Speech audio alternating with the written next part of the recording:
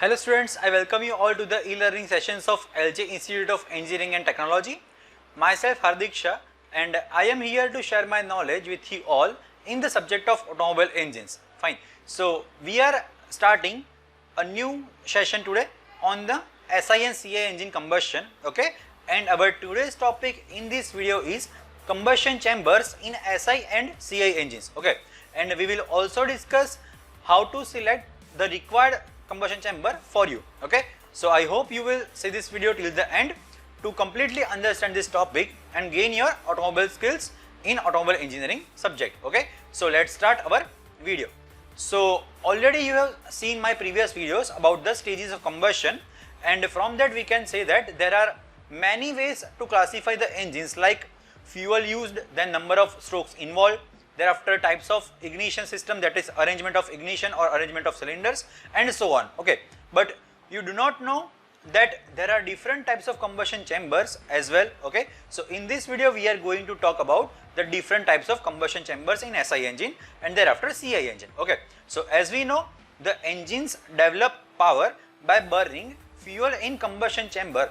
The combustion chamber should be designed in such a way as to enhance the engine performance. Okay, so over the years the combustion chambers went through some modifications. Okay, like changes in position of spark plug, thereafter number of cylinders, thereafter locations of inlet and exhaust valves and everything. Okay, so based on these modifications, combustion chambers can be divided into different types. Okay, like there are many types in SI engine. First one is T head type combustion chamber, thereafter L head type combustion chamber and I head type combustion chamber. Okay, and there is also one more, that is F head combustion chamber. Okay, so let's start first with the T type combustion chamber, or you can say T head type combustion chamber. Okay, it is the earliest used type in a combustion chamber. It was introduced by the Ford in 1908. In this type, the inlet and exhaust valves are placed on either side of the cylinder block.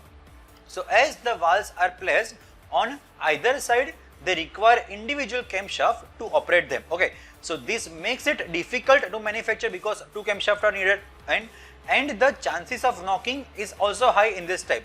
Hence these types of engines become obsolete after the World War I, but they continued to be in use fire trucks until the 1950s. Okay, so in order to overcome the disadvantage of this T head type, the L head combustion chamber was developed. Okay, so this type was used by the Ford between 1910 to 1930s.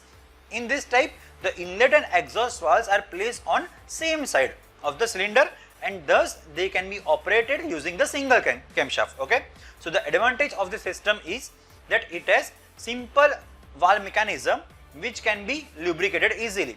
This results in ease of maintenance, but because of the location of the valves, the distance that the air has to travel is very much high. Okay, it is more, which results in loss of velocity, eventually ending up in a knocking.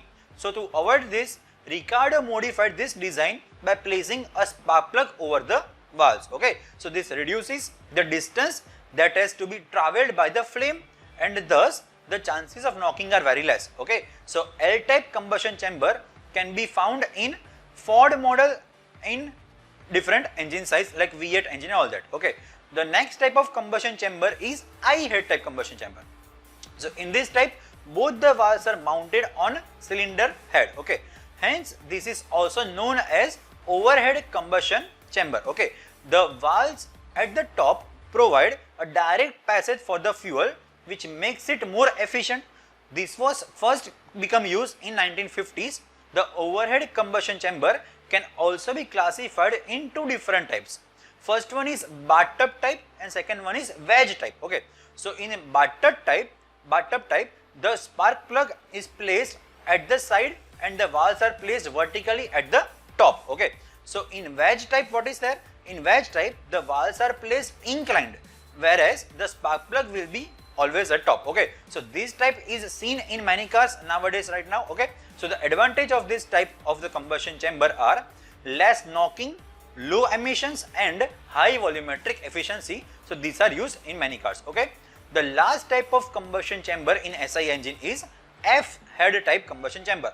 So it is an intermediate between the L type and I type combustion chamber. Okay, it has an inlet valve at the cylinder head similar to the I type and the exhaust valve on the cylindrical block similar to L type. Okay, so the F type combustion chamber was successfully used by the Rover company and in Jeep models. Okay, so the advantage includes high volumetric efficiency and thermal efficiency, but the location of the valves demands individual camshaft for their operation. Okay, which is actually its disadvantage. Fine. So with this we have seen the main combustion chambers in SI engine. Okay, so now let's move to the combustion chambers in CI engine. Okay, so let's start about the CI engine. So the design of combustion chamber is very more important and it is actually complicated than the SI engine in a diesel engines. Okay, so in SI engines you have seen that the fuel and air is mixed at carburetor and even more time is available for better mixing during the induction, that is suction and compression also. Fine.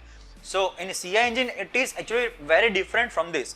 So in CI engine during the induction, or you can say suction and compression, the air is only there and the fuel is injected at the end of compression. Okay, so the time available for vaporization and mixing with the air for the fuel is very limited.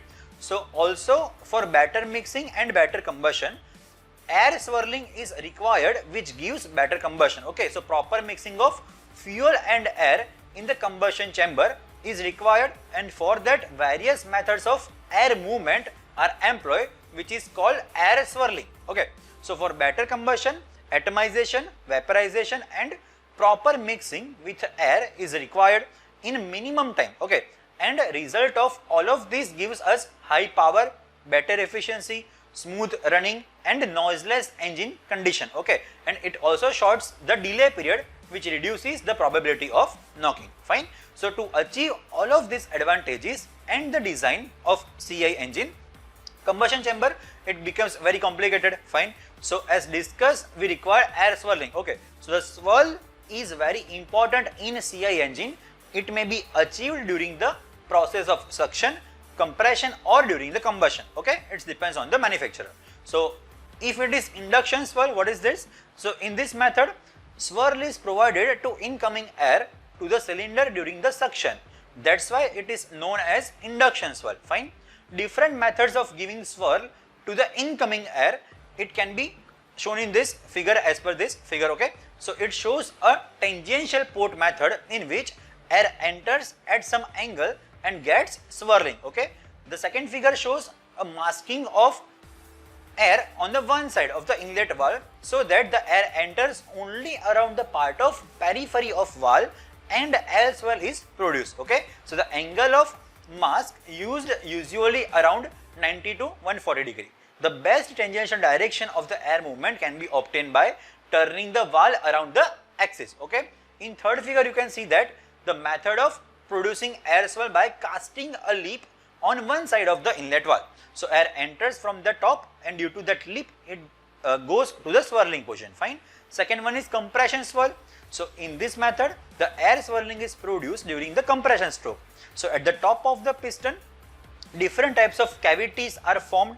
Okay, which gives the different types of swirling during the compression. Okay, that is the second one. Now third one is combustion swirl. So what is that? In this method the swirl is produced by the high pressure generated during the first part of combustion of the fuel. Okay, so the piston head have different types of designs which helps to generate the swirl during the combustion. Okay, so this method is employed in pre-combustion chamber, or you can say in air cell combustion chamber designs. So these are the three main designs which are actually using to produce the air swirling in a combustion chamber, especially for CI engine. Fine. Why we require this?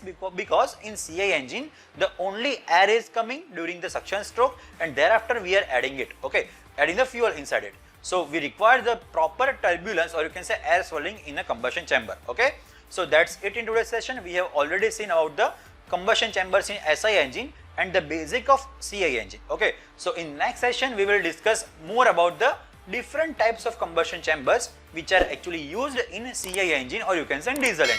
Fine. So stay tuned, and that's it for today's session. Thank you.